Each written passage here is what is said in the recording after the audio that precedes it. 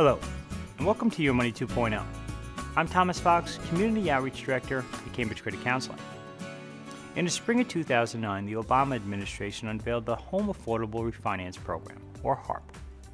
HARP's objective was to help make mortgage payments more affordable for homeowners who have insufficient or negative equity by allowing them to refinance their loans, providing that certain requirements were met.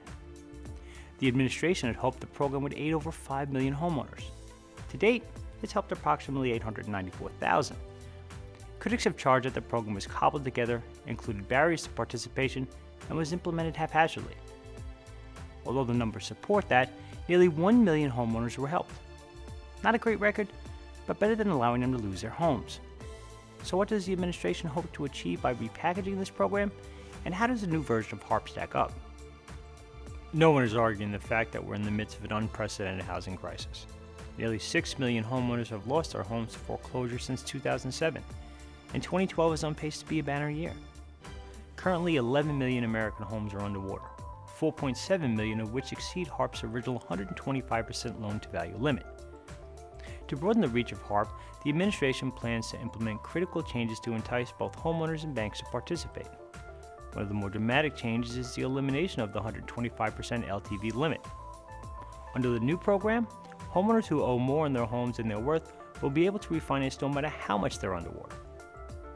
The administration is trying to spur involvement by reducing or eliminating many of the fees typically associated with refinancing, such as appraisals and underwriting requirements. Furthermore, fees will be reduced further for those homeowners who refinance into shorter-term loans. On the lender side of things, the Federal Housing Finance Agency is encouraging participation by eliminating liability. Under HARP Classic, lenders were required to repurchase loans if the borrower defaulted. No surprise that banks were not initially inclined to participate. Lifting this requirement could give a big push to new HARP, providing people qualify. To be eligible for new HARP, the homeowner must have a mortgage owned or guaranteed by Fannie Mae or Freddie Mac, sold to those agencies on or before May 31, 2009. The property's current loan-to-value ratio must be greater than 80%, which is no stretch in this current market. Homeowners may run into some issues with payment stipulations, however. Under new HARP, the homeowner must have been current on their payments for the past 6 months, with no more than one missed payment in the past 12 months. This could be tricky for folks who've endured additional financial setbacks due to economic conditions. Finally, the homeowner's credit must be strong enough to qualify for a new loan. Again, an issue that may prove challenging in our current climate. Will new HARP make an impact? The short answer is maybe. Detractors of the revitalized program call this more of an economic stimulus plan as opposed to a housing remedy. The administration anticipates that the average HARP participant will save $2,500 each year. That's nothing to shake a stick at, but what will consumers do with those savings? Economists and some within the government believe these savings will be spent in the economy and help spur recovery. Because of the country's particularly vicious financial conditions, more consumers are saving, bulking up their emergency funds. Many of us have experienced the debilitating effects of our current financial high-wire act absent the all-important safety net of savings, and are not too eager to repeat that mistake.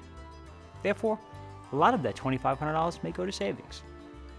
Furthermore, the plan does nothing to help the millions of consumers who are already in foreclosure or have fallen further behind than one missed payment in the last 12 months. Sure, new HARP will help prevent some homes from falling behind, but what happens to those who are facing relocation and stresses associated with the foreclosure process? This program doesn't address that problem. Finally, the biggest limitation of the revised HARP is that it is a voluntary program for lenders.